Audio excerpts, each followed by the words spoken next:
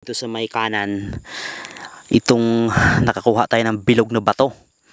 At ang kakaiba mga kasamang hunters, batong ilog, ang kinis. Kailangan wala tayong pinapalampas dito mga suspetsa nating mga bagay-bagay. Yun, basag mga kasamang hunters. Yan na mga kasamang hunters, masuhin natin itong bato na inilagay ng hapon dahil hindi na natin maiangat at kailangan na nating durugin talaga. Ayan,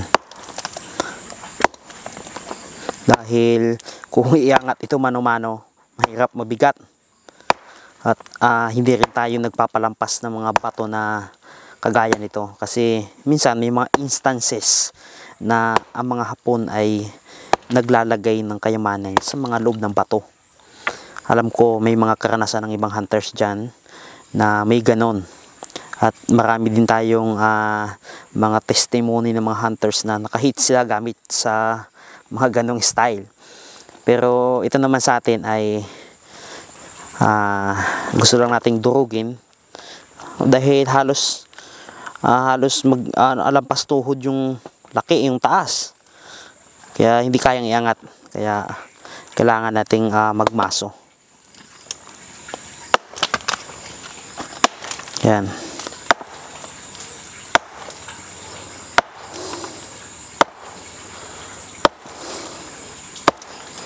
Medyo matibay din mga kasama hunters, oh.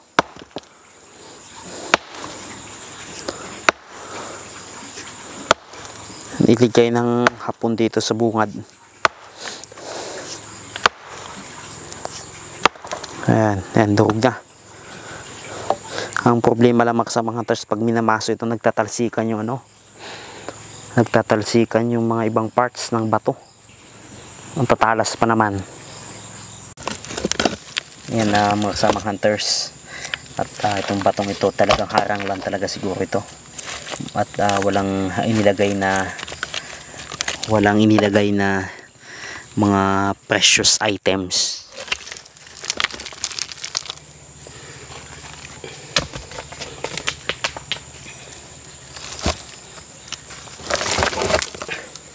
Ayan na mga kasamang hunters.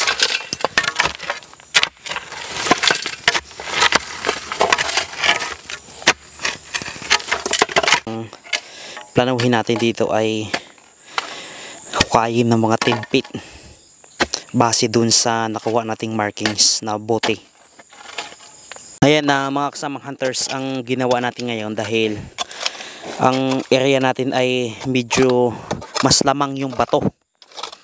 At ang pala natin ginagamit itong maliit. Pero gusto nating mas mabilis na trabaho. Kailangan natin mag-innovate. Kaya gumamit tayo ng sako. Hiniwa natin sa gitna para isang tapon. Para isang bulto. Dito sa may kanan, itong nakakuha tayo ng bilog na bato. At ang kakaiba mga kasamang hunters, batong ilog, ang kinis. Yan o, kinakita nyo po mga kasamang hunters, oh. Yan. Kung inyong mapapansin yung mga bato na inaangat natin kanina, hinuhukay natin, ang tatalas. Ito, dito naman sa kanan ng ating hinuhukay, batong ilog. Bilog, kinis siya mga kasamang hunters. Pukpukin natin yan mamaya. Baka kung may mga tinatago dyan ng mga, alam mo na, ang mga hapon, mautak eh.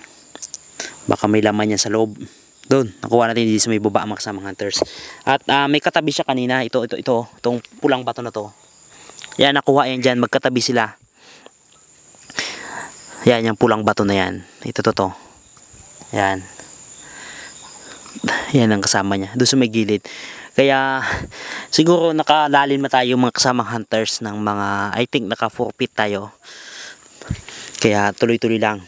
At kung mapapansin nyo yung hinuhukay nating yung tambak na hinuhukay natin, medyo mapapansin nyo medyo nagiging basa. Mukhang may water trap. Sana wag naman. There's itong bilog na bato na nakuha natin doon sa may katabing isang malaking bato din na yan. Pukpukin natin.